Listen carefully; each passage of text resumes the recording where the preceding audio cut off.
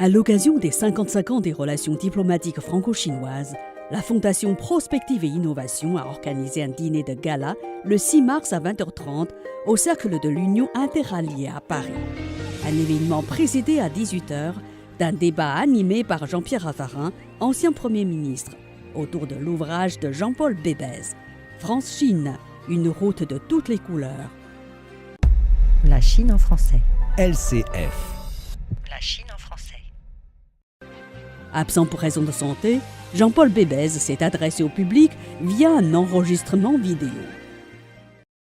Bonjour, j'ai fait un livre sur la France et la Chine et la France, qui se distingue un peu, j'espère, de tout ce qu'on lit à l'heure actuelle sur la Chine, qui nous menace, qui nous inquiète, qui va nous aider peut-être, en particulier avec les rapports compliqués entre la Chine et les États-Unis. Ce qui m'intéresse, ce sont les rapports entre la Chine et la France et comment ça peut être avantageux pour les deux.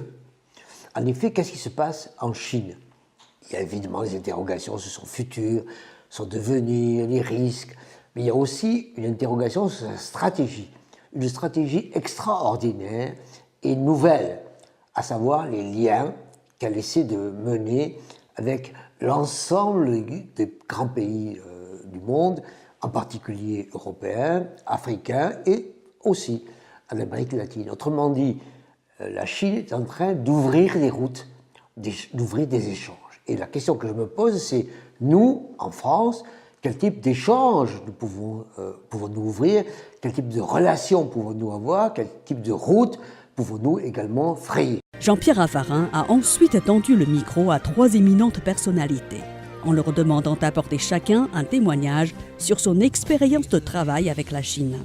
Henri Giscard d'Estaing, président du Club Med, a expliqué, exemple à l'appui, comment le Club Med continue à se développer en Chine. J'en donnerai 2 exemples. Cherchant là, justement, à briser des images simplistes qui sont parfois communiquées. Et heureusement que le professeur Bébès y contribue par son livre. Le digital.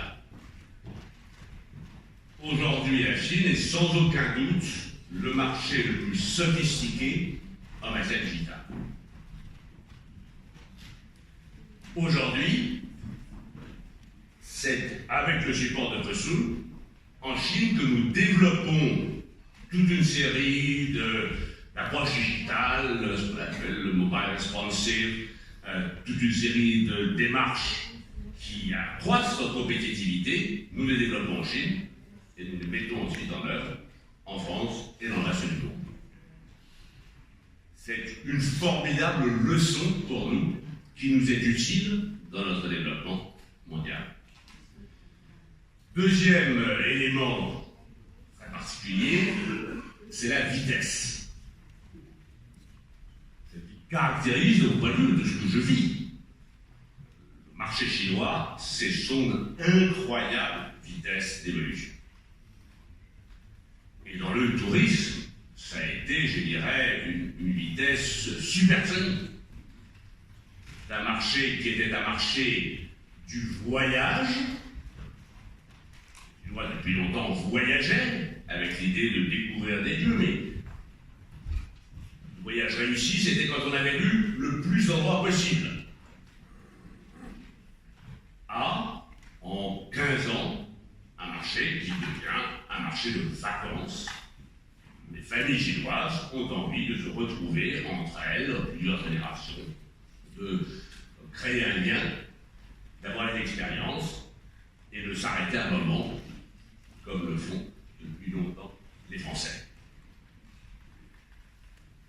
Apprendre à aller vite, apprendre à s'adapter permanente à ces changements, c'est aussi un des bénéfices de travailler en Chine avec de formidables partenaires chinois.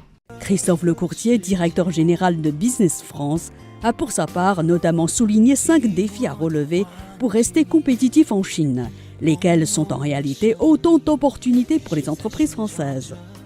Le premier, c'est évidemment, premier défi, c'est l'environnement et c'est les smart cities.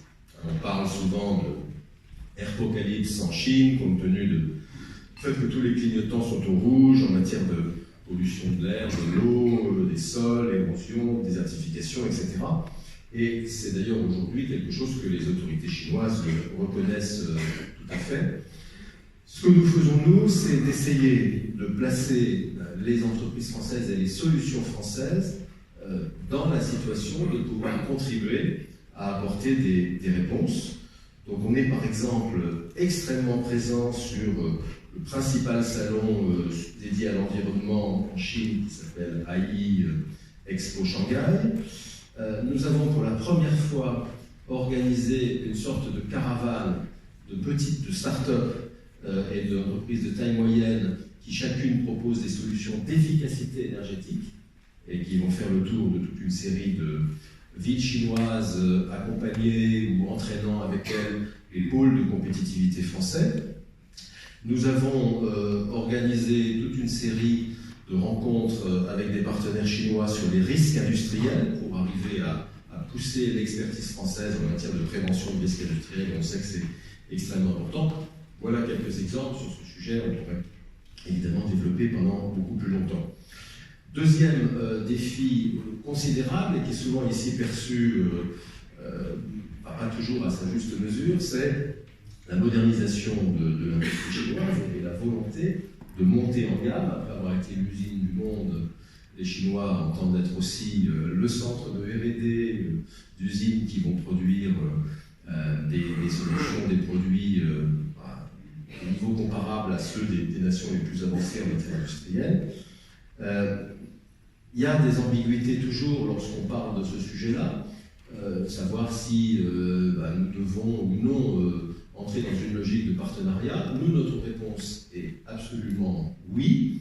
À partir du moment où nous préparons les entreprises françaises, les start-up françaises qui portent des solutions, notamment en termes d'industrie 4.0, il n'y a absolument aucune raison de ne pas aller présenter, offrir ces solutions aux entreprises, aux filières industrielles chinoises, parce que si d'aventure les Français ne le faisaient pas, on peut être certain que d'autres nations, commencées par les Allemands ou d'autres, seront, et ils sont d'ailleurs, au rendez-vous.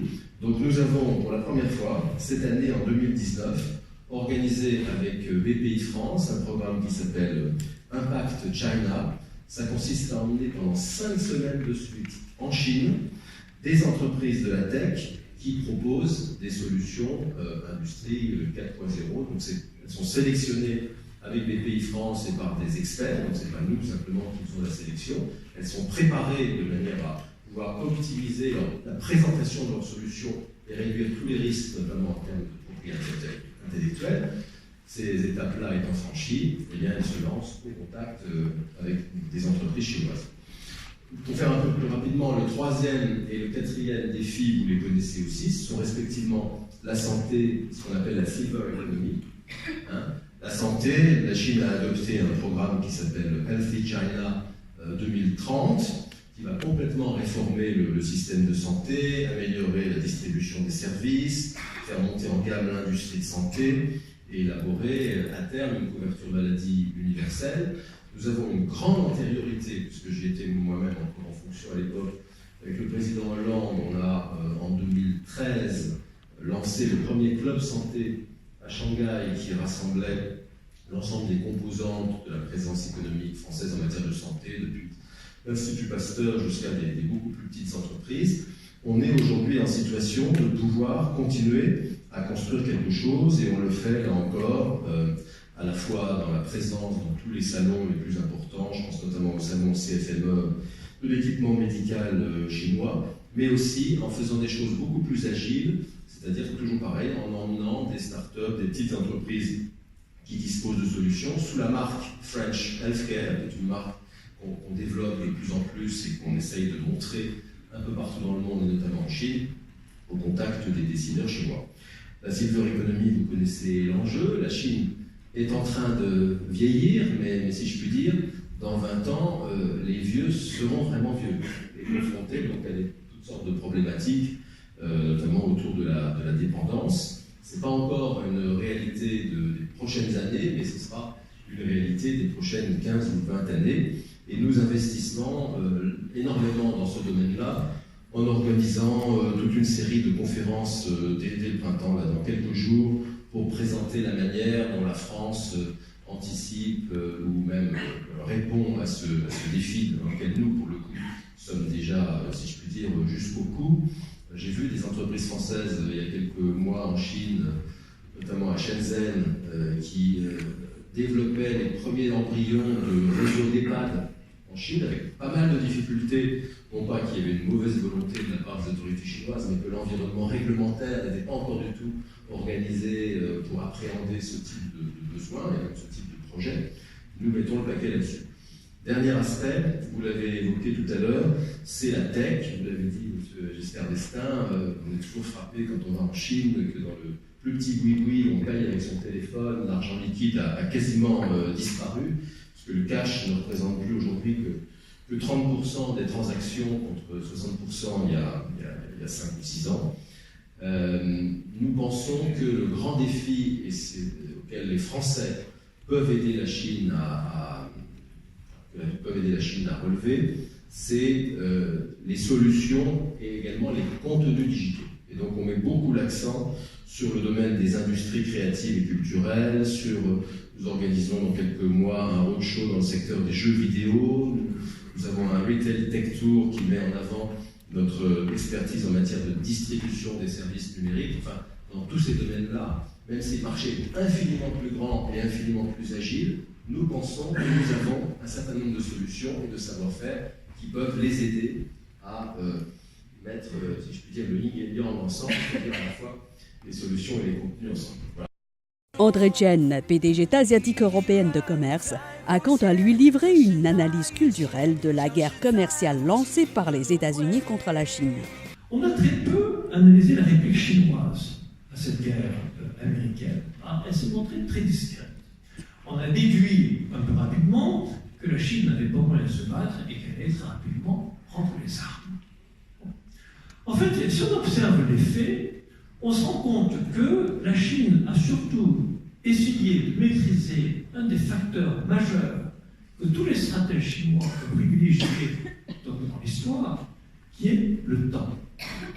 On sait que pour les Chinois, le moment propice pour l'action est l'élément le plus important dans une guerre qu'ils mènent ou qui leur est imposée.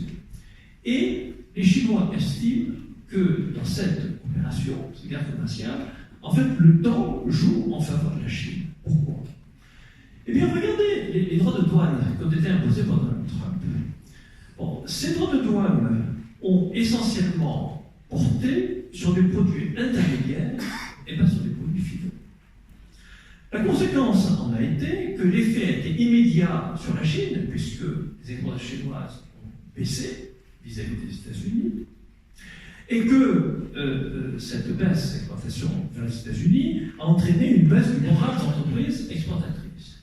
Et en même temps, l'effet a été nul sur le consommateur américain, tout simplement parce qu'il n'en a pas souffert, puisque ce sont des produits intermédiaires, c'est l'industrie américaine qui a absorbé l'augmentation des coûts, et le temps que cette augmentation des coûts se transmette au consommateur final, quelques mois se passent. L'effet sur l'industrie américaine, en fait, va au contraire croissant. Parce que l'industrie américaine se rend compte que substituer une fourniture chinoise, rappelons, comme l'a dit Christophe Pontier, que la Chine est quand même devenue l'usine du monde, substituer une fourniture chinoise par une fourniture américaine ou une fourniture produite dans un autre pays est finalement beaucoup moins simple qu'on ne le croit et qu'on ne le pense. En revanche, en Chine, cet effet va s'amenuiser. Pourquoi? Eh bien parce que la Chine va progressivement distiller des plans de relance progressifs, parce que, je l'ai rappelé tout à l'heure, son endettement ne lui permet pas de lancer un plan de relance massif comme en 2009, mais il va quand même faire un plan de relance. Le Premier ministre chinois, Li Keqiang, en a encore rappelé hier devant l'Assemblée nationale du peuple. Donc, la stratégie chinoise a été de faire jouer le temps, d'empêcher la guerre de devenir explosive et d'attendre que la conjoncture américaine se retourne, car la pensée chinoise, qui est une pensée cyclique, pense que quand la bourse atteint des sommets, elle ne peut que baisser par la suite. Et ma conclusion sera, dans cette guerre sino-américaine qui n'est pas encore terminée.